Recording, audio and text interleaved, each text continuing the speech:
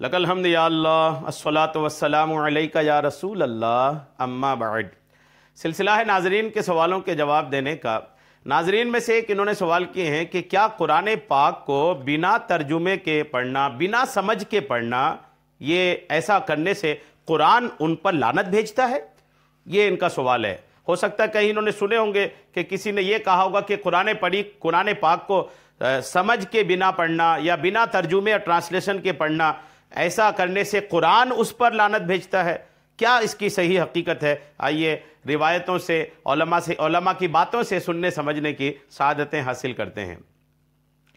याद रखिएगा कि कुरान करीम तर्जमा के साथ पढ़ा जाए या बगैर तर्जमा के साथ, दोनों सूरतों में बड़ा सवाब है।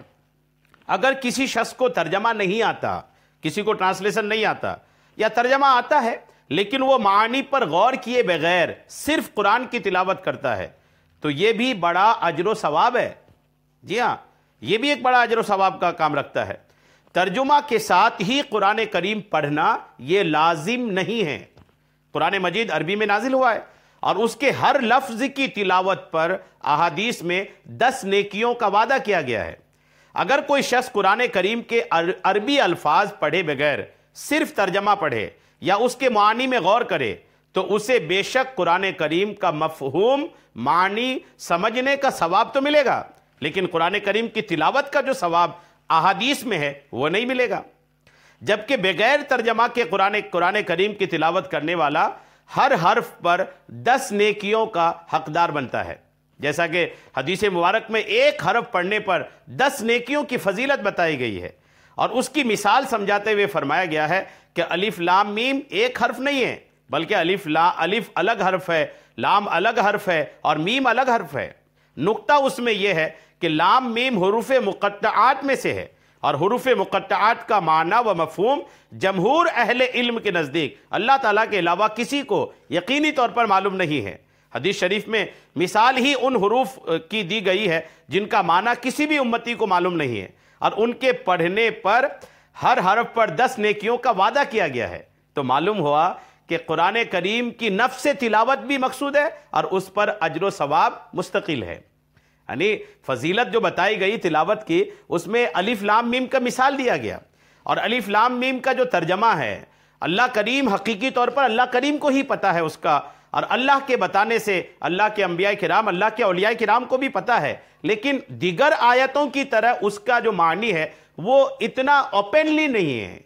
आप कुरान करीम के तर्जमों को उठा के देखें, आपको कहीं पर नहीं मिलेगा कि तर्जमा करने वालों ने अलिफ लाम मीम का तर्जमा किया हो। तो जिनका तर्जमा उमूमन लोगों को पता नहीं, उसकी तिलावत के मिसाल दी गई सवाब पाने के लिए, तो आप यकीन माने कि बिना तर्जमे के पढ़ने पर भी कुरान पाक की तिलावत का बहुत सवाब है। इसलिए कुरान करीम की तिलावत का सवाब तो अरबी अल्फाज की तिलावत पर ही मिलेगा और उन अल्फाज को समझकर पढ़ने या उनकी तिलावत के साथ तर्जमा पढ़ने या उसमें गौर करने से सवाब उस पर और बढ़ा दिया जाएगा। हासिल यह है कि समझे बगैर तिलावत कुरान करीम को फजीलत में कम ना समझा जाए। समझे बगैर तिलावत कुरान करीम अगर करें तो भी उसको कमतर ना कहा जाए। तिलावत मुस्तकिल तौर पर मतलूब है और आप अलैहिस्सलाम की बेसत के मकासिद और मामूलात सहाबा किराम के मामूलात में शामिल हैं। अलबत्ता कुरान करीम की एक आयत सीखने पर हदीस मुबारक में ये फजीलत वारिद आई है कि एक आयत का सीखना 100 रकत नमाज से बेहतर है। लिहाजा कोई शख्स तिलावत के साथ साथ आयत का मानी व मफहूम समझ कर पढ़ता है तो वो इस फजीलत का हकदार भी होगा। अगर कोई कुरान मजीद को समझने की ख्वाहिश रखता हो तो उसे चाहिए कि किसी मुस्तनद आलिम दीन की खिदमत हासिल करके उनकी निगरानी में समझे। अपने मुताले पर भरोसा करके हरगिज़ कुरान समझने की कोशिश ना करे, ताकि कुरान मजीद के सिर्फ अपनी क़ुव्वत मुताला पर भरोसा ना करे, ताकि कुरान मजीद रसूल अकरम के फरामीन के मुताबिक समझना मुमकिन हो। क्योंकि रत्बो याबिस में फ़र्क करना ये आम मुसलमान का काम नहीं है। तो बहरहाल ये क्लियर है कि कुरान मजीद बिना तर्जमे के, बिना मफहूम के, बिना मानी के भी पढ़ा जा सकता है, उसमें कोई हरज नहीं है। जिसने भी ये कहा है कि बिना तर्जमे के पढ़ने से कुरान उन पर लानत भेजता है, गलत कहा है। ऐसी गलत बातें ना फैलाएं। ऐसी गलत बातों की वजह से आदमी तिलावत छोड़ सकता है और तिलावत छोड़ने का जुर्म आपके सर आएगा। لہٰذا ایسی غلط افواہوں کی طرف نہ جائیں۔ اللہ کریم ہم سب کو عمل کی توفیق عطا فرمائے، آمین، بجاہ النبی الامین صلی اللہ تعالی علیہ وسلم۔